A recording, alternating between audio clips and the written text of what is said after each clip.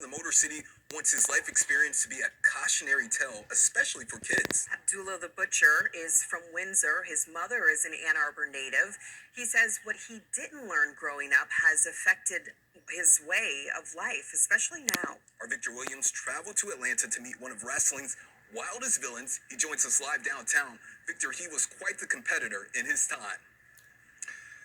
Oh, yeah, that's right, Will and Pam. You cannot bring up hardcore professional wrestling history without bringing up Abdullah the Butcher, who has had many legendary matches right here at Cobo Hall, or I should say Huntington Place now, but sadly he is having the roughest fight of his life, and that's the fight to stay alive at the age of 82. Abdullah reaching into his tights, pulling out some sort of object. We may have to call this I was wrestling everybody in there. Larry Shreve, a.k.a. Abdullah the Butcher, spent the 1970s through the early 2000s as one of the most brutal pro wrestlers in the industry, wrestling for companies all across the globe. Over the span of his career, he's gone head-to-head with legends such as Hulk Hogan, battling back simply. Bruiser Brody, And there he goes. Look at that karate. and Andre the Giant, Now this is competition. This is what Abdullah has always wanted. earning multiple championships internationally. But despite all his success, the WWE Hall of Famer barely has a penny to his name. All what I've worked for in the wrestling business by acting crazy, beating my head up against the wall, doing this, doing that, I might not have nothing pretty soon. Abdullah says he struggled in school and never learned how to read or write.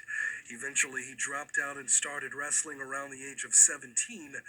Now in his 80s, he never thought his life would end up in this position. Well, at 82 years old, I sit in my room a lot of times, and you see that I work for nothing. Abdullah says being illiterate has cost him a lot, especially financially. One example, he says he lost $2.3 million in a lawsuit to another wrestler in 2014 because he couldn't understand the legal process. He says he had no idea he was being summoned to court and lost the case by default.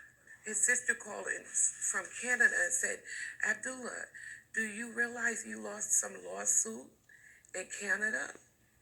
And he said, what lawsuit? Malika Marshall is the assistant who has now stepped in the role of translator for the wrestler whenever he needs to read or write. This is an 82-year-old man, so he's about to lose everything. Back in his glory days, Abdullah the Butcher really believed in giving back to the community. After all, right here in southwest Atlanta was the location of one of his restaurants that is now closed down, right next door to the William Walker Rec Center, where he also played a very big part. He put on a show at our site up there, fundraising to help support our youth program at the jail. He and his wife also donated supplies and equipment for our facility when they built it in 1997. Abdullah was always a mentor to our kids. Other wrestlers like Ranger Ross say Abdullah has always tried placing his local community first over anything else.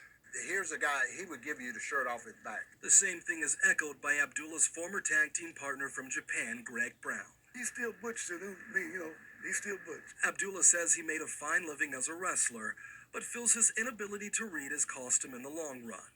He also says the profit from the final restaurant that bears his name is going elsewhere. In my opinion, I've been ripped off so bad it's unbelievable, and still getting ripped off.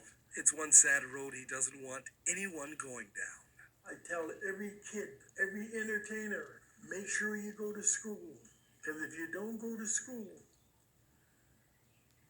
in the long run, you're the loser. And just to give you an idea of how bad things have been on Abdullah financially, he had to pawn his Hall of Fame WWE ring, and unfortunately, he has since lost that. So if there's anyone that's willing to help this man out, you guys can head over to our website, clickondetroit.com.